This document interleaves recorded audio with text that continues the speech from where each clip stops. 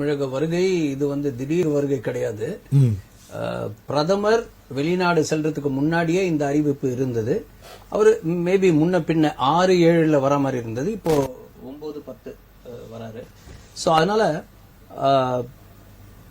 திரு அமித்ஷாவோட வருகை முன்கூட்டியே அறிவிக்கப்பட்ட ஒரு விஷயம் தான். சில சமயங்கள் எனக்கு நினைவிற்கு கடந்த முறை ஒருவரை வருவதாக அறிவித்திருந்தார், ஆனா வரல. சோ அப்படிங்கும்போது இந்த வாட்டி கரெக்டா வந்ததுனால ஒரு திடீர் பயணம் அப்படின்ற. ஓ சரி, எப்படி இருந்தாலும் அது கண்டிப்பா நீங்க நிறைய விஷயங்களை சொல்லியிருக்கீங்க. அவருடைய வருகையினால் கூட்டணி அமைக்கப்படுமா இல்ல தலைவர் அறிவிக்கப்படுவாரா? நீங்க சொன்ன எல்லா விஷயமே கண்டிப்பா இந்த முறையாவது நடத்தி ஆக வேண்டும். ஏன்னா இன்னைக்கு தமிழகத்துல பாத்தீங்கன்னா 75 ஆண்டுகள் முடித்த ஒரு மாநில கட்சி, இந்தியாவிலே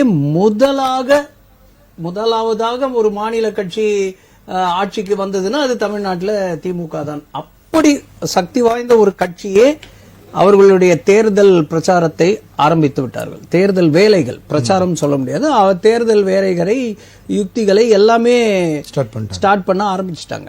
சோ அதனால இப்போ மக்கள் இன்னொரு விஷயமும் பார்க்கணும். ஒரு தேக்கமா இருக்கு தமிழ்நாட்டில். எதிர்கட்சிகளே, பாரதிய ஜனதா கட்சின்னு கிடையாது, அந்த திமுக கூட்டணி தவிர மற்ற கட்சிகள் எல்லாமே திரு அண்ணாமலையோட வெளிநாட்டு பயணம் அந்த டைம்ல இருந்தே பாத்தீங்கன்னா ஒரு தேக்கமா இருக்கு, ஒரு மந்தமா தான் இருக்கு. யாரும் ஒன்னும் மும்முரமாக சுறுசுறுப்பாக ஒரு வேலையில் இயங்குவதாக எதுவுமே தெரியல. இது என்ன ஆகும்னா, நீங்க இப்போ வட மாநிலத்துல எல்லாம் பாத்தீங்கன்னா பாஜக கூட்டணி, தேசிய ஜனநாயக கூட்டணி அப்படி வலுவாக இருக்கு, ஸ்ட்ராங்கா இருக்கு, ஒரு ஒருங்கிணைச்சு இருக்கு. அந்த சமயத்துல அந்த I.N.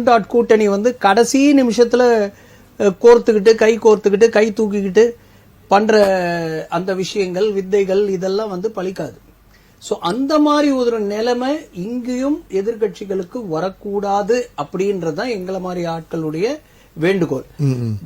இப்போ மக்கள் கூட நீங்க டிசம்பர் வரைக்கும் ஒருத்தர் பேசிக்கிட்டு இருந்துட்டு அப்புறம் ஒரு கூட்டணி அமைச்சு பிப்ரவரியில எலெக்ஷன் அனௌன்ஸ் பண்ணுவாங்க, மார்ச்ல எலெக்ஷன் நடக்கும், மேல ஆட்சி அமைக்கணும்னா அது மக்கள் கிட்ட போய் சேராது. அண்ட் மாநில தலைவர் கூட அவரு நிறைய இது வேற பரப்புறாங்க. என்ன விஷயம், நிறைய விஷயங்களை பரப்புறாங்க. அவர் மாற்றப்படுவார், அவர் ஒதுங்கி விட்டார், அதெல்லாம் கிடையாது. அவர் நிறைய விஷயங்களை சொல்லியிருக்காரு. ஏன் மேபி சௌக்கிதார்னு 2019 தலைவர் போட்டியில் நான் இல்லைன்னு சொன்னதை வேற எப்படி புரிஞ்சுக்க முடியும்? தலைவர் போட்டியில் நான் இல்லையா? அடுத்த வரி என்ன? பாரதிய ஜனதா கட்சியில் என்றைக்குமே போட்டின்னு கிடையாது, ஒரு மனதாக ஒரு தலைவரை தேர்ந்தெடுப்பார்கள் அப்படின்னு ரெண்டுத்தையும் சேர்த்து பாருங்க. தலைவர் போட்டியில் நான் இல்லை என்றால் போட்டியே இல்லை அப்படின்னு பாருங்க.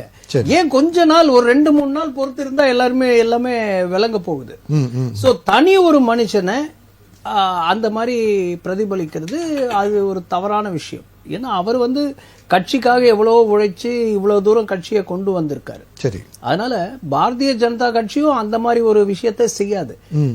இது ஊடகங்களும் நிறைய எதிர்கட்சிகளும் இந்த விஷயத்துல ஈடுபடுறாங்க. நீங்க சொல்லபடி பார்க்கும்போது எப்படியாவது இந்த வாட்டி அவர் இந்த கூட்டணி விஷயத்தையும் தலைவர் விஷயத்தையும் கண்டிப்பா முடிச்சிட்டு போறது முடிக்கணும். அதுதான் இந்த பயணத்தோட நோக்கம். தேசிய ஜனநாயக கூட்டணிக்கு ஆரோக்கியத்தை கொடுக்கும், ஒரு நன்மையை கொடுக்கும். கண்டிப்பா ரொம்ப லேட்